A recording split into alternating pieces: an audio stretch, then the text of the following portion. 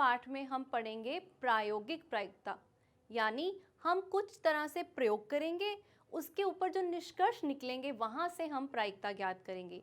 आइए देखते हैं। तो बच्चों आओ एक प्रयोग करते हैं इस सिक्के के साथ। आप जानते ही हैं सिक्के के दो पहलू होते हैं, एक चित्त और एक पट। अब हम इसे उछालकर अलग अलग परिणाम देखेंगे। सबसे पहले मैं इसे उछालती हूँ और देखो बच्चों मेरे पास आया चित्त। अब ये जो क्रिया है इसे हम अभिप्रयोग कहते हैं। अभिप्रयोग एक ऐसी क्रिया होती है जिसमें एक या अधिक परिणाम प्राप्त होते हैं। तो पहला परिणाम आपको मिला चित्त, आइए फिर से उछालते हैं, फिर से चित्त मिला, पट, फिर से फेंकते हैं, चित्त, पट, चित्त, चित्त, चित्त और ये आया पट। तो आपने 10 बार ये अभिप्रयोग किए और हमें कुछ इस तरह से परिणाम मिले जो कि आप सारणी में देख सकते हैं। तो बच्चों इस प्रयोग में जिस भी उछाल में चित्त आता है उसे परिणाम चित्त वाली एक घटना कहते हैं और जिस पे पट आता है उसे परिणाम पट वाली एक घटना कहते हैं। तो बच्चों इस प्रयोग से हम प्रायिकता कैसे निकाल सकते हैं? जब हमने एक प्रयोग किया तो प्रायिकता को हम प्रायोगिक या अनुभाविक प्रायिकता कहते हैं। मान लीजिए अभिप्रयोगों की कुल संख्या n है। घटना E के घटने की आनुभाविक प्रायिकता कुछ इस प्रकार परिभाषित होगी, P ऑफ E बराबर अभिप्रयोगों की संख्या जिसमें घटना घटी है भाग अभिप्रयोगों की कुल संख्या। आइए अपने प्रयोग द्वारा प्रायिकता ज्ञात करें। तो यदि हमने चित्त के आने की प्रायिकता निकालनी है तो P ब्रैकेट चित्त बराबर क्या होगा बच्चों, 7/10 और P ब्रैकेट पट बराबर 3/10, क्योंकि 7 बारी चित्त आया और 3 बारी पट आया। बच्चों हम यहाँ पर आनुभाविक प्रायिकता को हमेशा प्रायिकता ही लिखेंगे। तो बच्चों हमने ये जो प्रयोग किया वहाँ से हमने पाया कि चित्त के आने की प्रायिकता 7/10 है और पट के आने की 3/10। बच्चों आपके लिए क्रियाकलाप है। अब आप 20 बारी सिक्का उछालकर चित्त के आने की प्रायिकता और पट के आने की प्रायिकता ज्ञात करेंगे। क्या लगता है वही उत्तर आएगा? बिल्कुल नहीं, बल्कि आप ज्ञात करेंगे कि जैसे जैसे आप प्रयोगों की संख्या बढ़ाते जाते हैं, यानी कि अगर आप पहली बारी 20 बारी करते हैं और दूसरी बारी 30 बारी करने की कोशिश करते हैं तो चित्त और पट के आने की प्रायिकता जो है ज़्यादा से ज़्यादा 0.5 की तरफ जाती है, जो कि हमें पता है ना कि हम 1/2 निकालते थे कक्षा 8 में समप्रायिक प्रयोगों के लिए, वही। तो बच्चों अब हम एक पासे के बारे में प्रश्न करते हैं। आप जानते हैं पासा क्या होता है? आप देखते हैं लूडो वगैरह में पासे का प्रयोग किया जाता है, जो एक घन होता है जिसके फलकों पर 1 2 3 4 5 6 या तो अंकों में लिखा होता है या फिर बिंदुओं में। तो एक पासे को कितनी बारी फेंका गया? 1000 बार। और जो भी परिणाम आए उन्होंने इस सारणी में दे रखे हैं।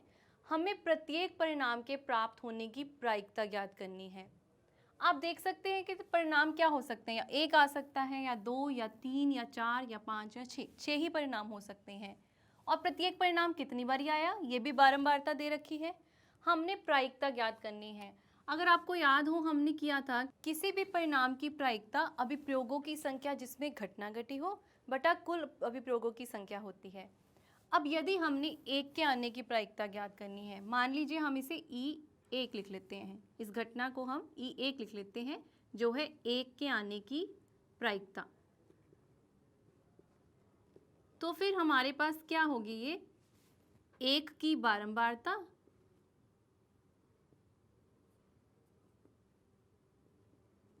भाग कुल अभिप्रयोगों की संख्या।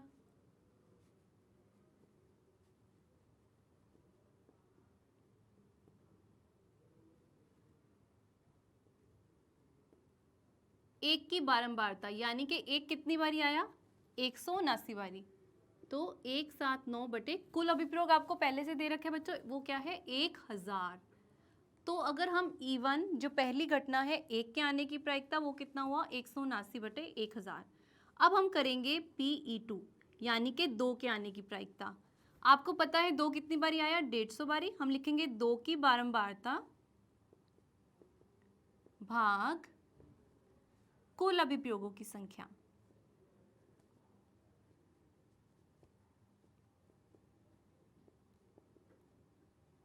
कितना है बच्चों?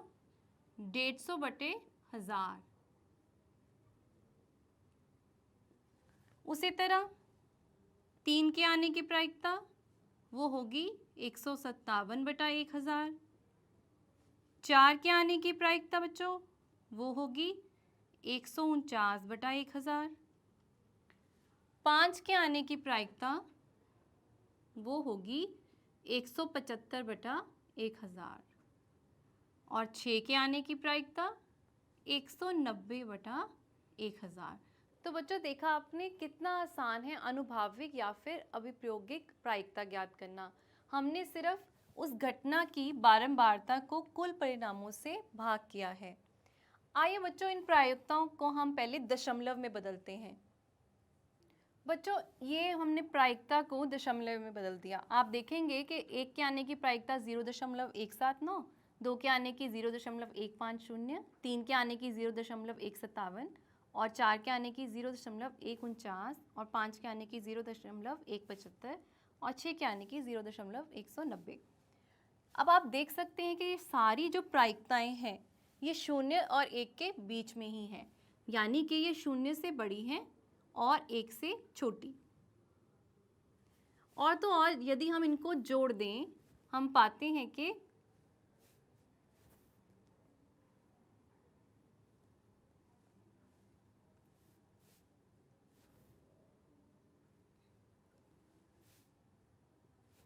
कितना आया बच्चों?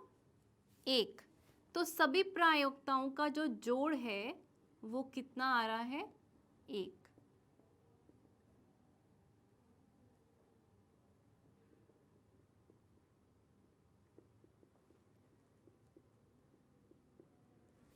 आपने बच्चों कक्षा 7 में भी किया है कि एक निश्चित घटना की जो प्रायिकता होती है वो 1 होती है और एक असंभव घटना की प्रायिकता 0 होती है।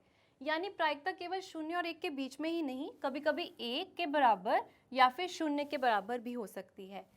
बच्चों ये जो निष्कर्ष हैं आप इनकी पुष्टि कुछ और प्रश्न करके भी कर सकते हैं। आइए उदाहरण लेते हैं। जो हमने प्रयोग किया था उसमें चित्त के आने की प्रायिकता कितनी आई थी बच्चों? 7/10 यानी कि 0.7। और पट के आने की प्रायिकता कितनी थी? वह थी 3/10 यानी कि 0.3। दोनों को अगर जोड़ा जाए चित्त के आने की प्रायिकता जमा पट के आने की प्रायिकता वह हुई 0.7 जमा 0.3 यानी 1.0। और वह प्रायिकता भी दोनों तरफ प्रायिकता जो है वो आप देख सकते हैं कि 1 से छोटी और 0 से बड़ी है। 0.3 भी 1 से छोटी और 0 से बड़ी है। तो आइए बच्चों एक प्रश्न करते हैं। सांख्यिकी किसे पसंद है? ये 200 बच्चों से पूछा गया और निम्न आंकड़े प्राप्त हुए। जैसा कि आप सारणी में देख सकते हैं। कितने बच्चे पसंद करते हैं? उन विद्यार्थियों की संख्या है 135 और जो पसंद नहीं करते उनकी है 65। तो बच्चों हमने निकालना क्या है? प्रायिकता ज्ञात कीजिए कि यादृच्छिक चुना गया विद्यार्थी सांख्यिकी पसंद करता है या सांख्यिकी पसंद नहीं करता। तो आइए पहले इस घटना को हम E1 नाम दे देते हैं। तो प्रायिकता जो E1 की होगी वो क्या होगी? ऐसे अभिप्रयोग जिसमें ये घटित हो रहा है, यानी जिसमें ये पसंद कर रहे हैं बच्चे। कितने अभिप्रयोग है बच्चों? वो है 135। और कुल अभिप्रयोगों की संख्या कितनी है? कुल हमें पहले से बता रखा है 200। उसी तरह अगर हम इस घटना को E2 का नाम दें तो E2 की प्रायिकता क्या है बच्चों? वो है 65/200। आप देख सकते हैं कि इन दोनों का यदि हम जोड़ करें 135 जमा 65/200 यानी कि 1 ही आएगा। और यदि हम इसे सरल रूप में लिखें 27/40 तो इसकी प्रायिकता 27/40 भी लिखी जा सकती है। और इसे सरलतम रूप में लिखें तो 13/40। तो बच्चों इस तरह से हम दिए गए अभिप्रयोगों से हम प्रायिकता ज्ञात कर सकते हैं।